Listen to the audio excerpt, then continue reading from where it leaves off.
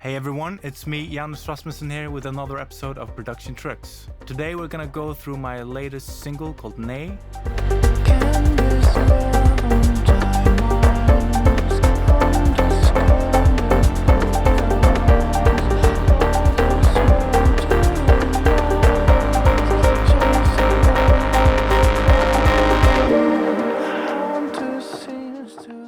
We're gonna dive into the session and see what kind of production things are going on under the hood. We're gonna go through some of the mixing techniques and just have some fun in general. So if you like my videos, please remember to subscribe and like this video. Leave me a comment on any upcoming subjects you want me to cover.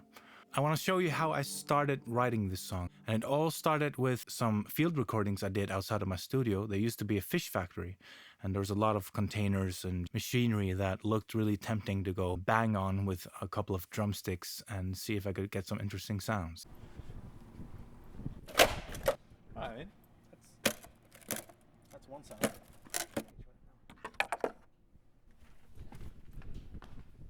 Oh.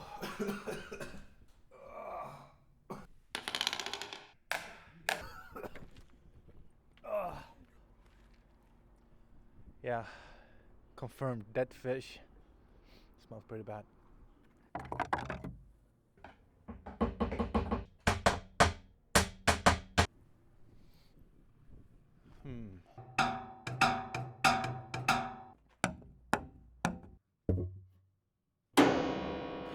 And sure enough, there's something there, and that's what initiated the song. So let's go here into the project. And if we find this one called Percussion Loop, listen to that one.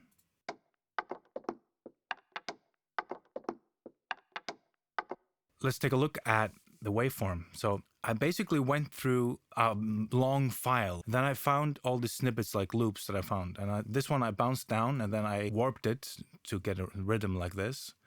And transposed it a little bit down. And then I did this setting here that I love to play around with. You have it on beats on the algorithm of the warp, and you pick preserve only from the transients on, and then you make this shorter. So if I make it longer, you will hear that after the transients, it will sustain more after them.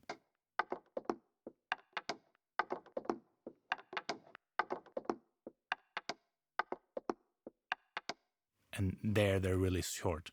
I love to play around with this function. There's even more percussion like this. I wanted to be pretty lively and kind of random. I was kind of looking for something to inspire me, something that feels like it wrote itself, basically. I really love to write my percussion parts like that. So here we see some MIDI for this.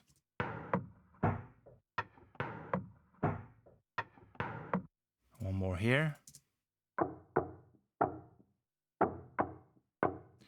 They're all made the same way.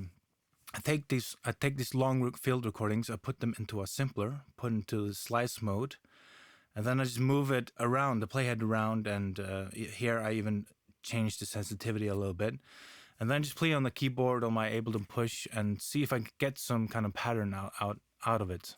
So for example, with this one,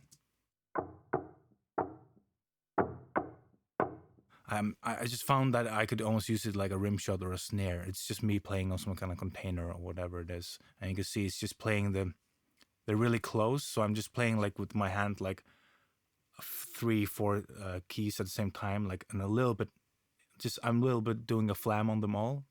So I get this kind of feeling like this. You can see they're not perfectly aligned like that. That way you get this kind of flammed and lively sound out of them. This one is just simply a pattern that I found.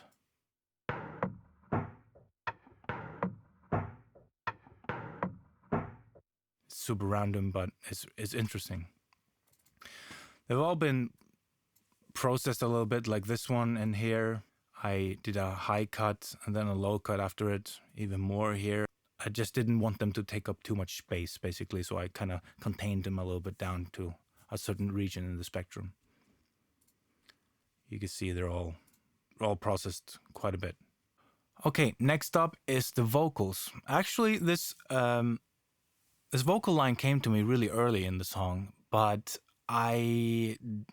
it's a weird thing. Sometimes I'm kind of afraid to record the vocals straight away because I feel like if they won't work out, the song is kind of like, it's over, you know, I can't finish it. But once the song was almost finished, I just recorded them and it just worked. And I was so happy. So let's listen to them here on solo.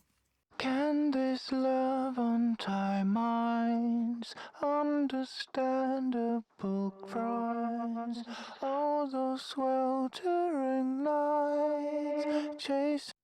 So that's actually, in fact, me singing. And what it is basically, well, there's some typical processing on this, you know, some de-essing. The Fab Filter de-esser is one of my favorite.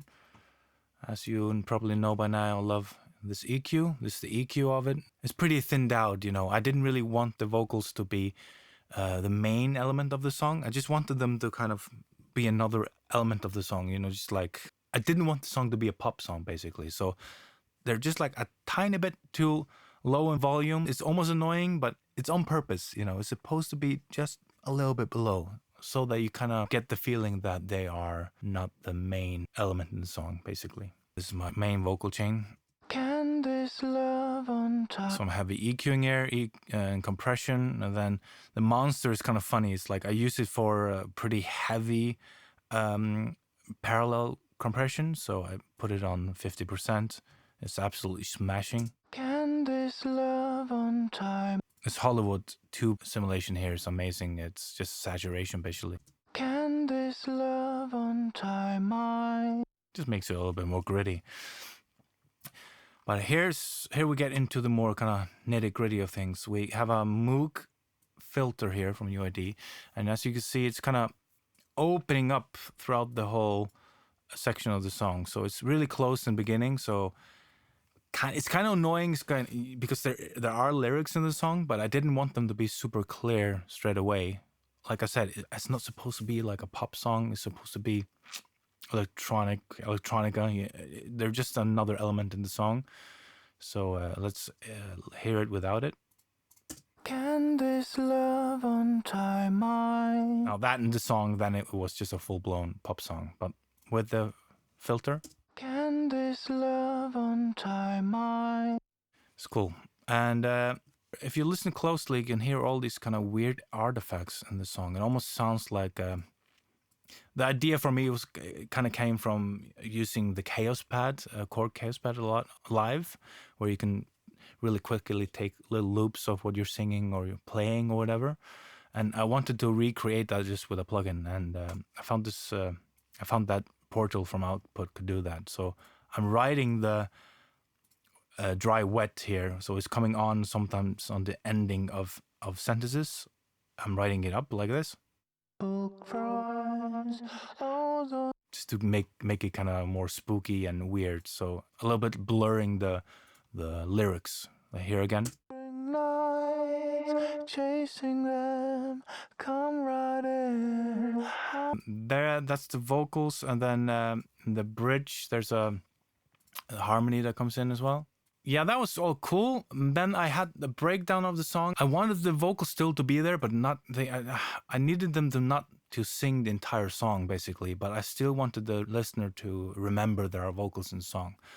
And then I thought of, you know, why not try some vocal chops? And this is what it ended up being.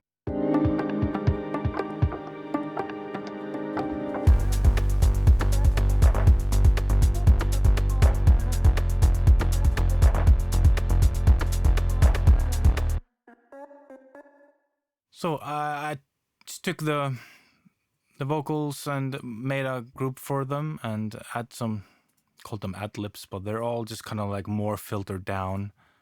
And I just found some really small snippets of audio and made a pattern. So here you can hear. This is like a longer one and then really tiny ones here.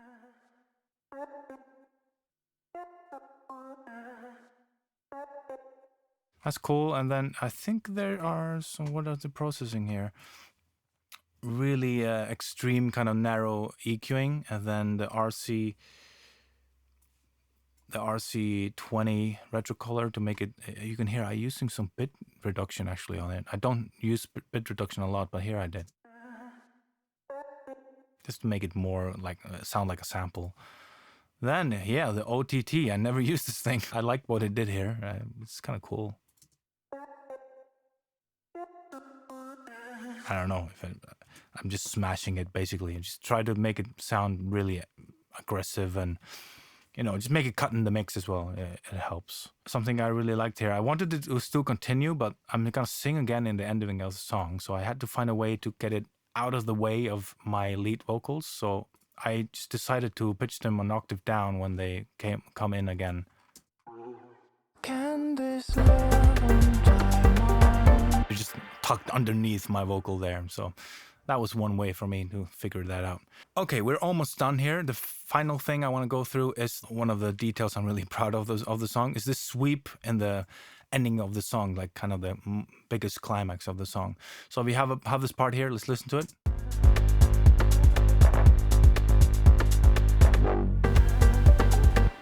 So cool. That is my MS-20 again, a sweep. You can see here MS sweep. And to do this effect, you can hear the whole song is kind of ducking underneath the sweep. And how I did this is I took the whole song and put it into a group. So here's song, here's MS sweep. And this is what it sounds like. Listen to that. It's just one sweep, and then with some EQ, and again with the dry wet chain there, you can hear without the... That's the distortion. This is dry together. And then what I did, I put on the whole song group. I have a sidechain compression there. So basically I wanted the whole song to sidechain to that sweep, like, you know, be tucked underneath it. So I put the compressor on the whole drums group and made it listen to the MS sweep here. And let's see that. Yeah, let's see that in action. Look here. It's just kind of ducking it down there. I really like that effect. So yeah, that's about it. All right, everyone, that's all for me. I hope you could learn something from this deep dive into my project. Until next time, toodaloo.